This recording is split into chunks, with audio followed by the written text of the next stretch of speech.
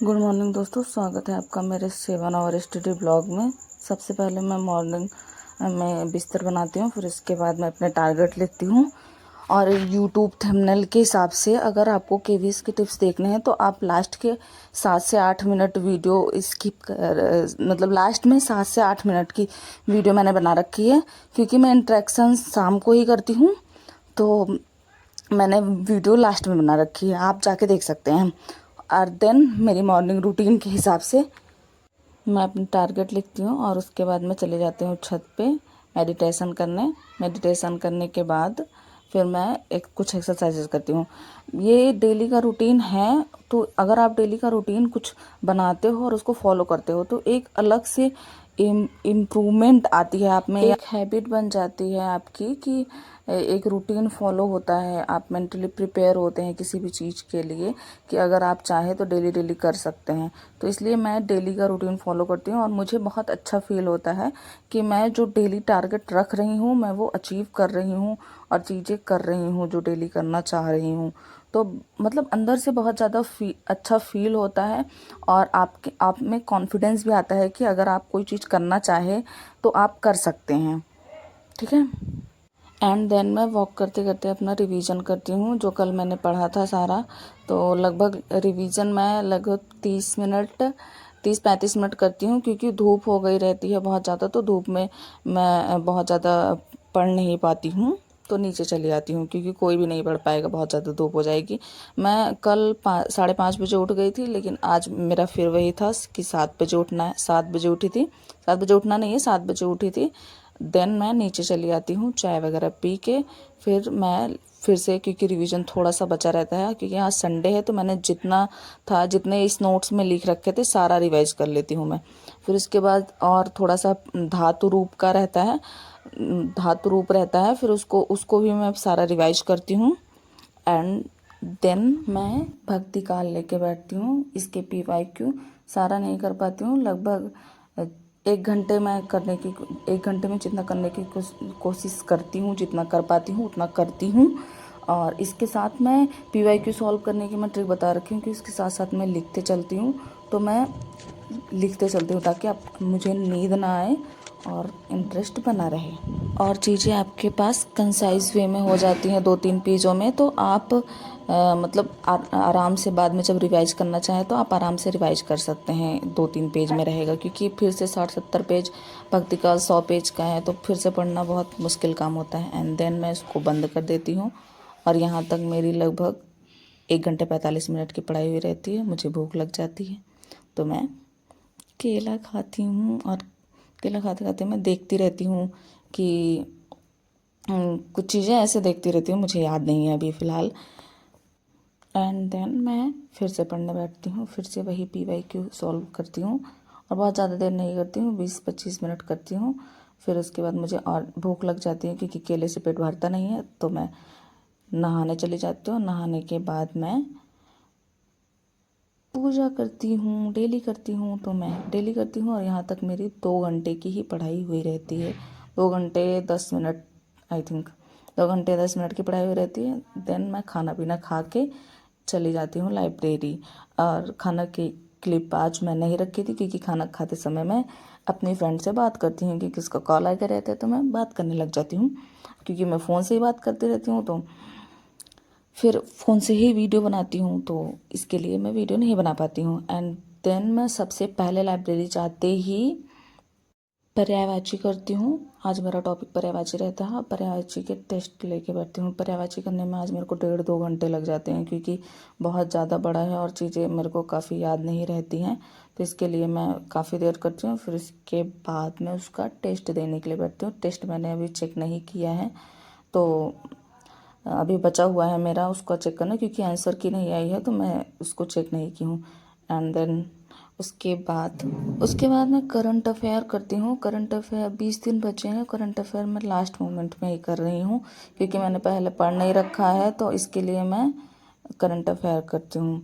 और यहाँ तक मेरी लगभग 3-3.5 घंटे की पढ़ाई हुई रहती है, तो मैं नींद आती रहती है और सर भी दुखता रहता है, तो मैं क्लासेस ही लेके बैठती हूँ कि क्लास के साथ थोड़ी थोड़ी चीज़ें लिख लूँ और उसके बाद करंट अफेयर कर लो। पूरा नहीं लिखती हूँ क्योंकि बहुत ज़्यादा टाइम जाएगा, इसके लिए मैं पूरा नहीं लिखती हूँ। एंड देन मैं ये PYQ लेके बैठती हूँ जीएस के PYQ मैं पिक निकाल के लाती हूँ, मैं घर पे करती हूँ क्योंकि लाइब्रेरी में मेरा सर दुखता रहता है और भूख लग गई रहती है, तो मैं घर चली आती हूँ। घर आके मैं थोड़ा सा कुछ खा पी के मैं बैठती हूँ PYQ करने। और PYQ आज मैंने 60 क्वेश्चन किए हैं। फिर से मुझे भूख लग जाती है क्योंकि मैं कुछ हल्का सा ही खा के बैठी रहती हूँ, तो इसके लिए मुझे भूख लग जाती है। तो मैं जाती हूँ, टाइम बचाने के चक्कर में मैं नमक तेल रोटी ही खा लेती हूँ कि अब कौन बनाएगा कौन नहीं, रोटी बची रहती है तो मैं नमक तेल रोटी खा लेती हूँ। एंड देन मैं KVS का इंटरव्यू लेके बैठती हूँ और इसको देखती हूँ।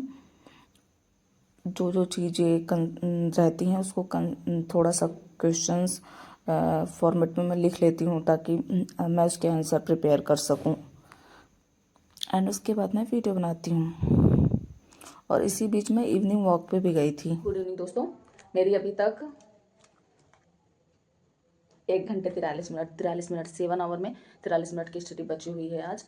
अभी मैं इंटरव्यू एक देखूंगी, एक मैंने देखा है 20 मिनट की, और क्योंकि मैंने बोला था कि मैं 1 घंटे KVS को दूंगी, बट आज अभी मैं 1 घंटे नहीं दे पाई हूँ, चीज़ें नहीं हुई मेरे हिसाब से। और आज थोड़ा क्या डेली ही हेडेक हो रहा है क्योंकि दोपहर में पढ़ने पे, अब गर्मी पड़ने लगी है तो दोपहर में पढ़ने पे सर दर्द होता ही है। तो आज के मेरे टारगेट्स थे रिवीजन, तो सबसे पहले सुबह सुबह रिवीजन ही रहता है। रिवीजन भक्तिकाल के PYQ किए हैं मैंने, पर्यायवाची किया है, और जिसके MCQ किए हैं मैंने, लेकिन उसके बचे हुए हैं चेक करना क्योंकि आंसर की नहीं आई थी। और पॉलिटी में DPS भी किया है मैंने, पूरा कंप्लीट नहीं कर पाई हूँ, थोड़ा सा किया है, थोड़ा सा बचा है, थोड़ा सा क्या काफ़ी बचा है, थोड़ा सा किया है मैंने क्योंकि अभी मौलिक अधिकार खत्म हुआ है मेरा, तो अभी टाइम लग रहा है मुझे।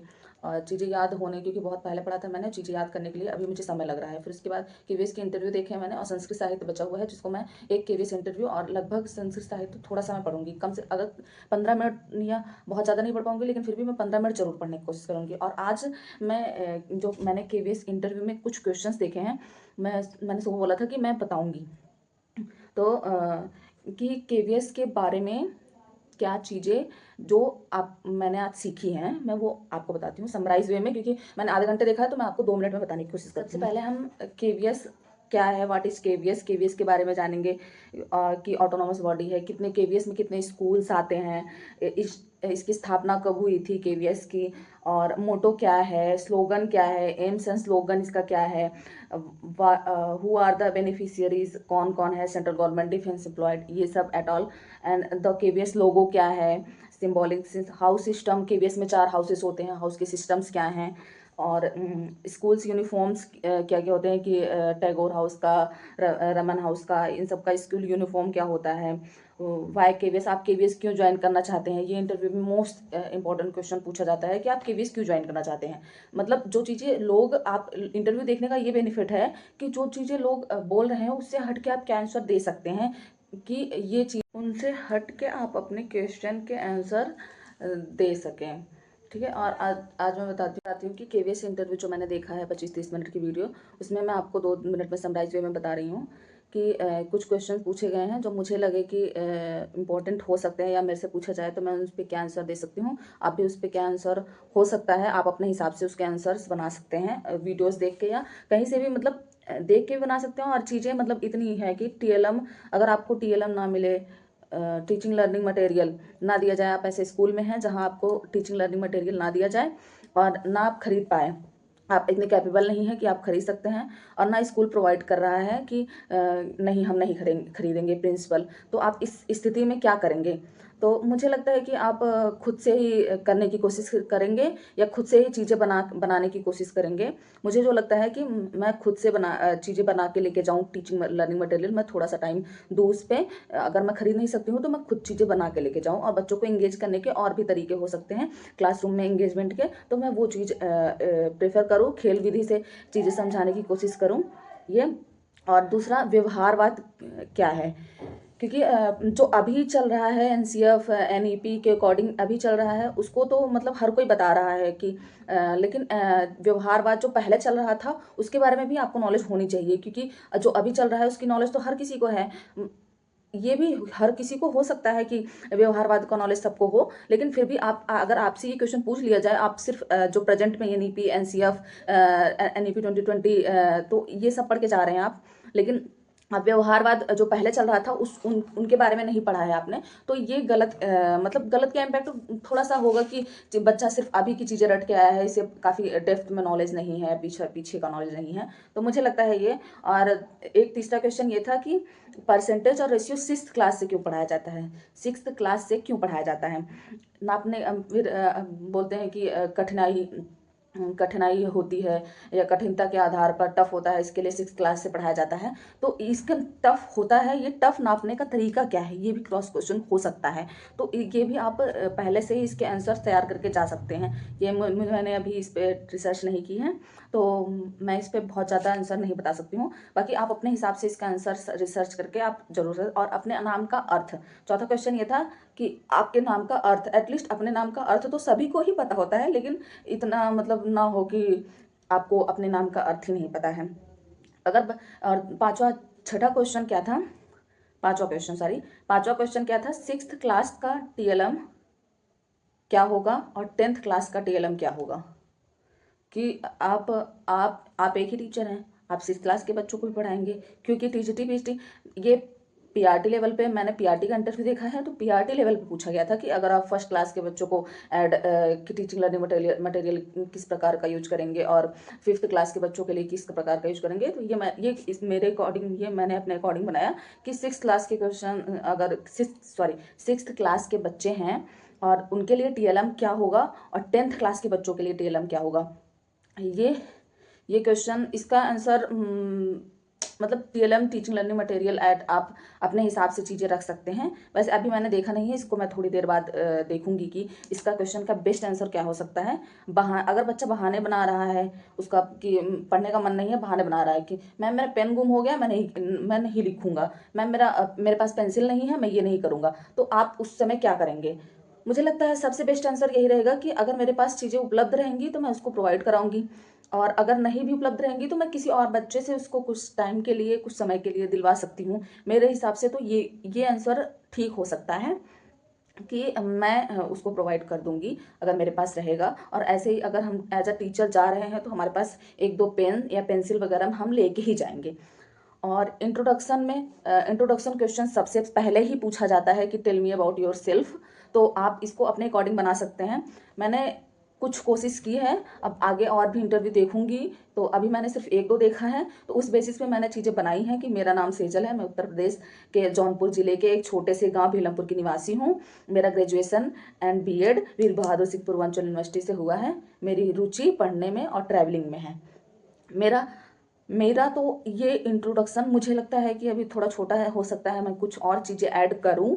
और अगर, लेकिन आप अपने इंट्रोडक्शन में जो जो चीज़ें पुटअप कर रहे हैं उससे क्वेश्चन पुटअप हो सकते हैं, क्योंकि अगर आपने उसको डाला है तो उस चीज़ को वो एग्जामिनर पहले से प्रिपेयर है कि इससे, अगर इसने अपने रिज्यूम में डाला है या इसमें अपने tell me about yourself में डाला है, तो ये पहले से प्रिपेयर होके आया है कि कुछ चीज़ें जो इसने डाली हैं, तो जो आपने उसमें डाला है उस चीज़ पे मतलब अच्छे से प्रिपेयर करके जाएं कि अगर उससे क्वेश्चन पुटअप हो तो आप उसके आंसर अच्छे से दे सकें। वरना ऐसे पता चले कि आप वहाँ तुरंत जाके उसके आंसर तैयार कर रहे हैं, नहीं, क्योंकि जो चीज़ आपने पहले से अपने अपने बारे में चीज़ें लिख रखी हैं, तो अब आप अपने बारे में अगर उससे क्वेश्चन पुटअप हो रहा है तो आप उसका आंसर अच्छे से दे पाएँ।